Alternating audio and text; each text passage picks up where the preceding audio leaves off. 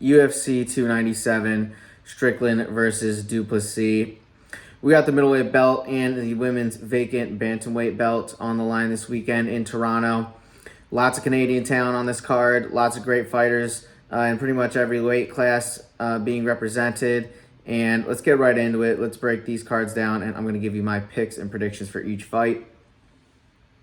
First off, we got a flyweight fight between Malcolm Gordon and Jimmy Flick.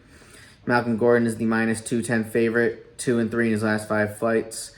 Flick is the plus 175 underdog and is 1-2 in the UFC. Gordon did miss weight. It's important to make note of that. And I will say it does feel like missing those few extra pounds or not having to cut those few extra pounds for these flyweight fighters has been really beneficial in some of the fights we've seen as of late. Jimmy Flick, he's got his sole UFC win. It was a triangle choke over Cody Durden. And then since then, he's gotten back-to-back losses to Charles Johnson and Alessandro Costa. Malcolm Gordon is on a 2-fight skid as well, his being versus Jake Hadley and Mikhaev. Not really a whole lot of value here on either side. I do think Gordon will control most of this fight on top and just use his superior grappling, and he should have a little bit better of a gas tank going into this because he didn't have to cut those few extra pounds, I believe. So I think Gordon wins a decision here. Next up is a flyweight fight between Jasmine Jasudavicius and Priscila Cachoeira.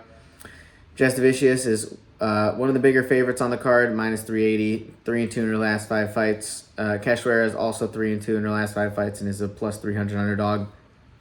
Cachoeira, we've seen it time and again. She struggles a lot against superior grapplers, and Jasmine is a superior grappler here.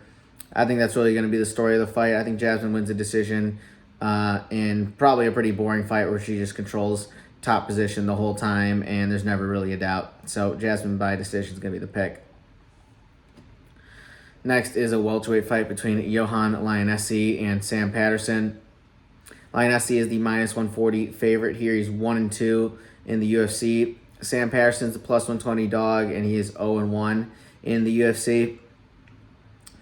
Sam Patterson is making his welterweight debut. He was fighting in as a lightweight in his debut, and he's freakishly tall, like 6'3" something. One of these guys who it's just a mystery how they even cut down that weight, rail thin. And he got KO'd in pretty much the first punch he took by Yanal Ashmouz in that debut.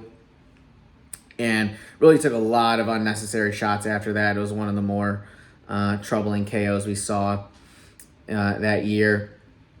But he's taking on a guy in Yohan Lainesse in his 4th UFC fight, who really, just looking past on some of his previous fights, has never really looked too dominant or impressive. I've kind of noticed that he fades late in fights and doesn't have much in the tank. So if this one goes past the first round and a half or so, which I do expect it to do, I think Sam Patterson's going to have a big edge and be able to just sort of use his reach and win a decision here and really just be able to outpace Yohan Lainesse, who's been outpaced in pretty much all of his UFC fights. So I think Sam Patterson wins a decision here. And hopefully it looks a little physically better at 170 versus how he looked at 155. Next fight up is a strawweight fight between Gillian Robertson and Polyana Viana. Robertson's a minus 305 favorite, 3-2 in her last 5. Viana is a plus 245 underdog and is 3-2 in her last 5 as well. This is a matchup between two girls who love to grapple, but Viana really seems like her success has been against primarily lower-ranked fighters. She hasn't had really the strength of schedule that Gillian Robertson has. And if it's going to be a grappling match, I think Gillian Robertson wins this 10 times out of 10. She's a far more skilled jiu-jitsu player than Polyana Viana. She probably has some of the best pure jiu-jitsu in the whole UFC. I think she wins a decision here. It's going to be tough for her to submit Viana, but I think her superior grappling will help her win this one on the cards. Next fight up is a bantamweight fight between Serhiy Sidey and Ramon Taveras. Sidey is the minus 180 favorite, with Taveras being a plus 150 underdog. This is a rematch of their Dana White Contender Series fight. I was watching this one live. Taveras was pretty hyped up going into that fight. as a impressive striker, and he really was showing out early in that fight, landing a lot of combinations, and he really was starting to find his flow until Sidey landed a 1-2 combo that knocked him down, and there was a pretty quick stoppage that led to I think it was called a no contest, or I want to say it was called a no contest. A lot of people disagreed with the finish. I didn't think it was really that egregious. I mean, it seemed like they should have given Taveras a longer rope than they did, especially in a Dana White Contender Series fight where you're fighting for a contract there.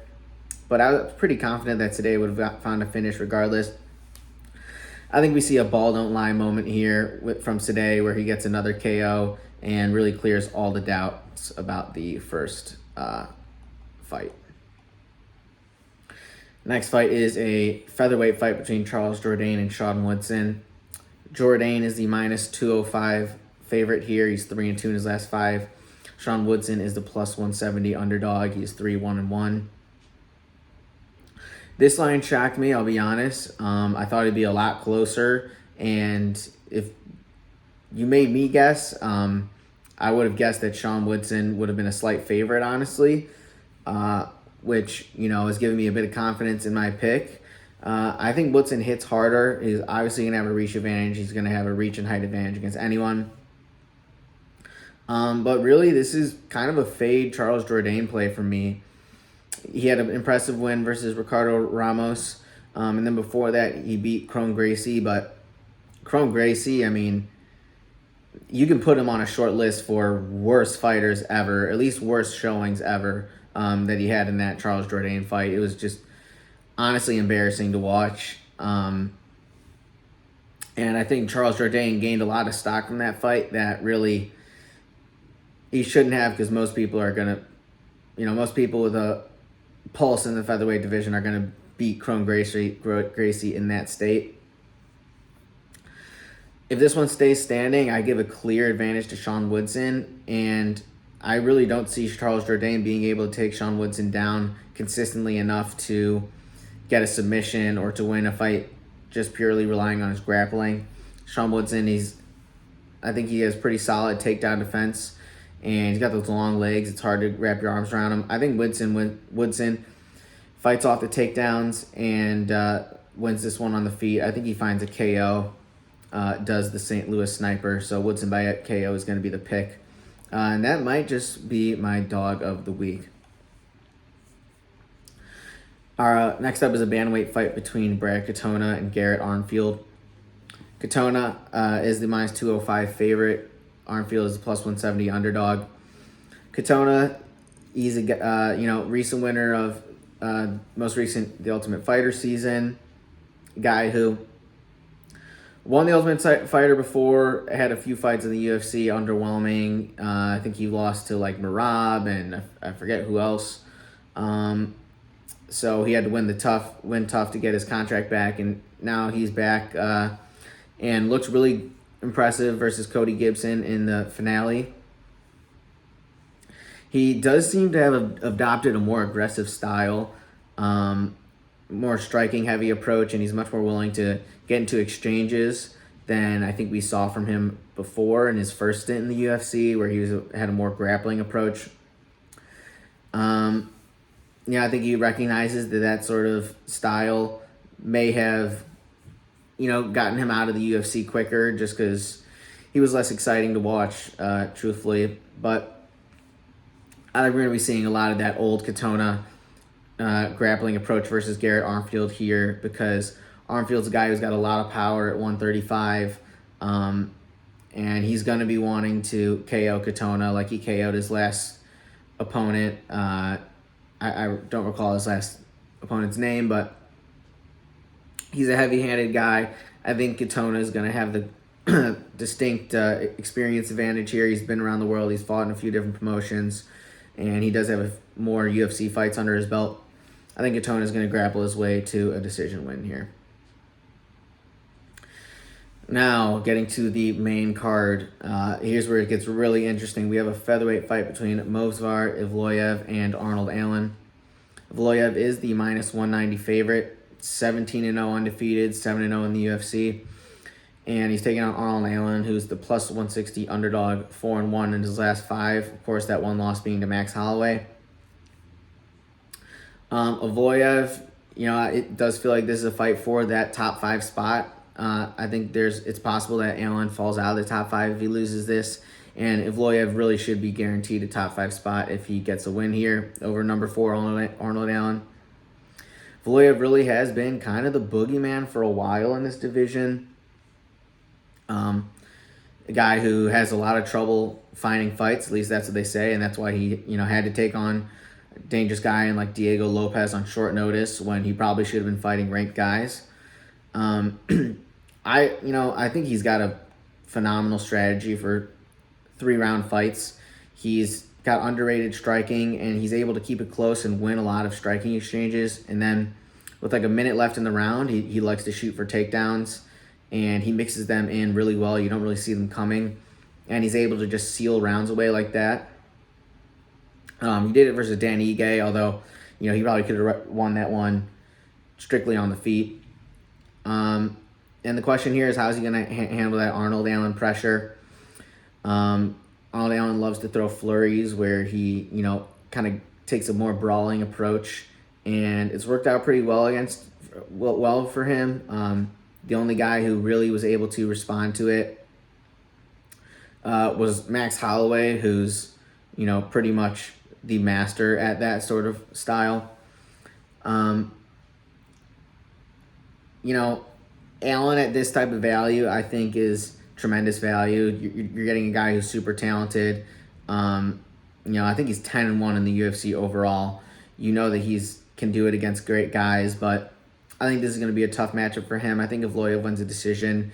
I think the striking exchanges are going to be fairly close, and Evloev is just going to be able to mix in that grappling at the end of rounds and be able to steal it that way. It really just does feel like Evloev is built for these 3-rounders. In a 5-round fight, where I think it's going to be tougher to keep up the grappling for as long, I think Arnold would have a much better chance, but it feels like this is a good matchup for Evloev, and unfortunately this would hand Arnold Allen his 2nd consecutive loss. But Arnold Allen isn't going away anytime soon, and if he does win this fight, he's right back in the thick of it to, be asking for a number 1 contender fight. Next up is a middleweight fight between Chris Curtis and Marc-Andre Barriault. Curtis is the minus 185 favorite. He's 2-1 in his last 5. Barriault is 3-2 in his last 5 and is a plus 155 underdog. This feels like a matchup that Chris Curtis does really well in. Some of these bigger, plodding, slower middleweights, I think are really good matchups for Chris Curtis. He's just so good defensively, and he attacks the body so well. He counters so well. I think Barriault is going to struggle a lot with trying to stand with Chris Curtis, and I don't think he's really going to be able to take him down. Barriault's going to, he's going to have a chance against anyone just because he's so aggressive and, he hits so hard. And he's going to have the crowd behind his back, but I think Curtis will be able to sort of dissect him and find his rhythm and get a counterpunch KO. Barriault's very much a finish-to-be finished guy. I think Curtis is going to find a KO in this one and, just really show off a technical striking difference. Next up is another hometown guy. It is Mike Malott in the welterweight division taking on Neil Magny.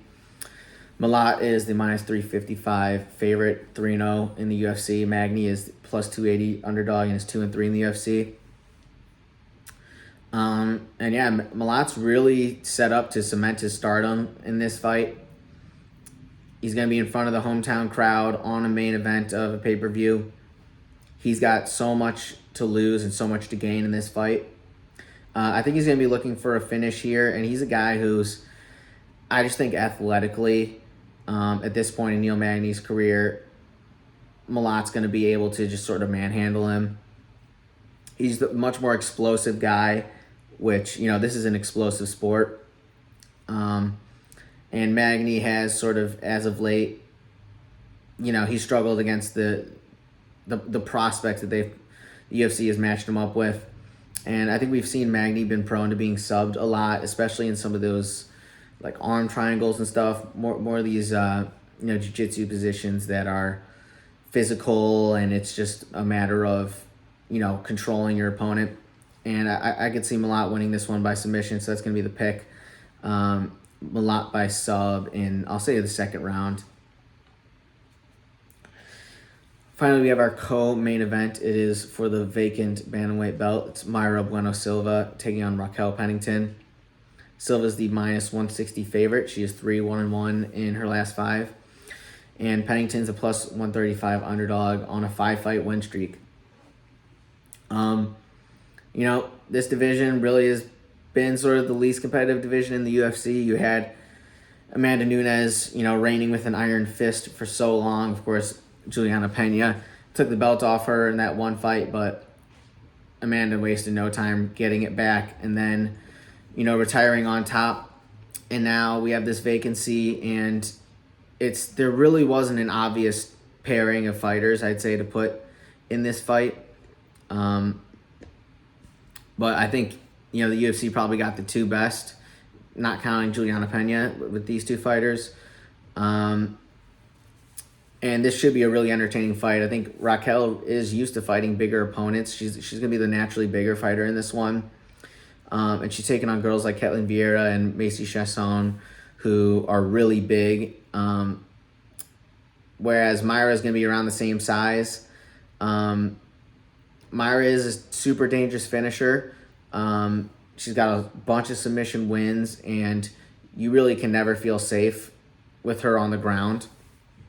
And then she's got underrated striking. I mean, she really showed off like a lot of dirty boxing skills versus Holly Holm. Holly Holm, who has beat Raquel Pennington in the past. But we haven't seen her in a 5-round fight. And this feels like a fight that Raquel could just dog her way to a win. And that's, her nickname's Rocky, and I think that's one of the more appropriate nicknames. She's just... She's got all the hustle in the world, never relents, and I think that counts a lot for these sort of bantamweight fights. Sometimes it is just kind of who is the more active fighter. I think Pennington wins this one by decision. Bueno Silva is going to get frustrated not being able to, get this one to the ground or find success on the ground, and I think Pennington's got underrated striking, and if this one's even going into the championship rounds, I think you can give Pennington a big edge, just given her experience. So Pennington is by decision is going to be the pick here.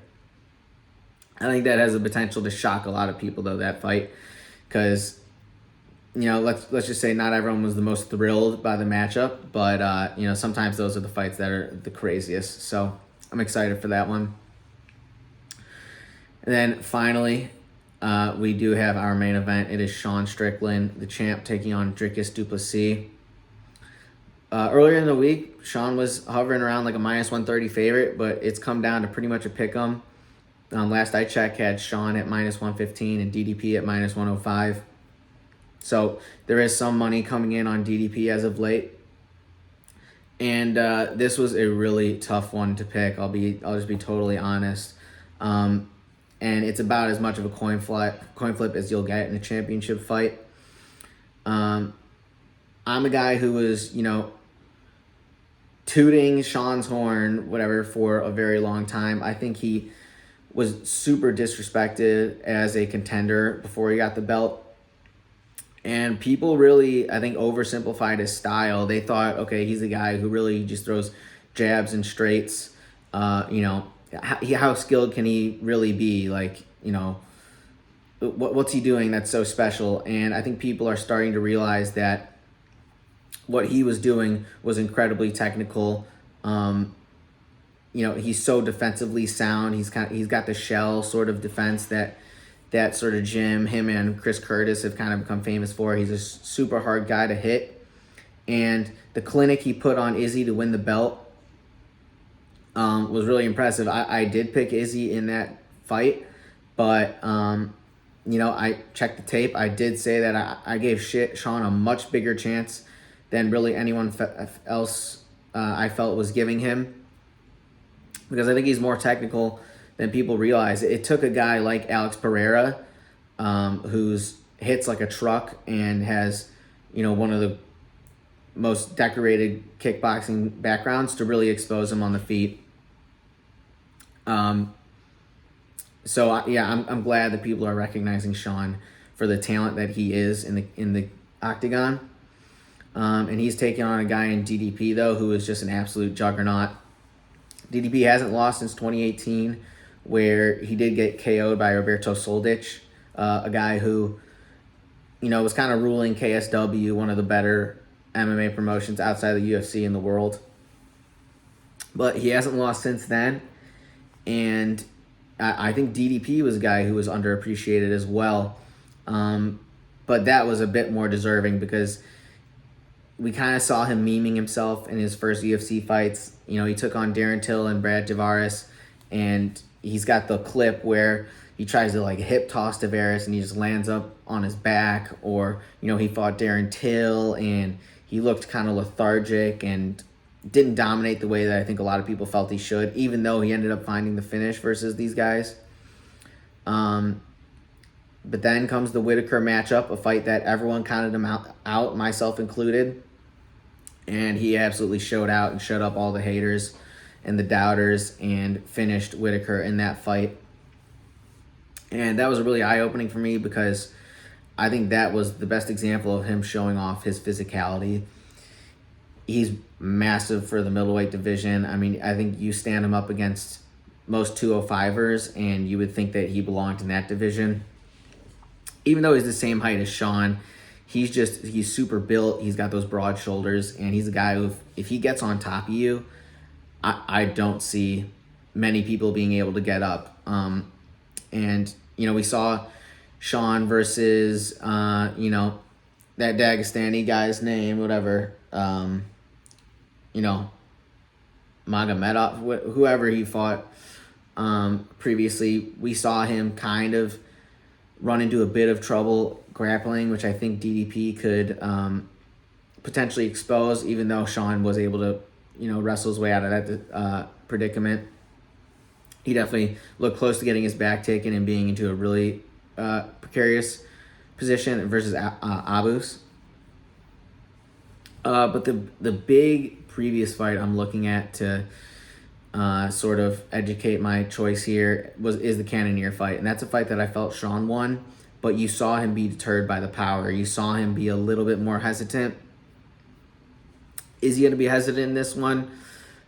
I don't think he's going to be, trigger shy at all, but I do think we're going to see him be possibly a slightly less aggressive than we saw versus Izzy, just because he knows the power and the danger coming back at him. I think DDP finds a finish in this one. I think he's just a more violent guy. This one really can go either way, but that's going to be my pick. It wasn't easy to make, but man, I'm super excited for that fight.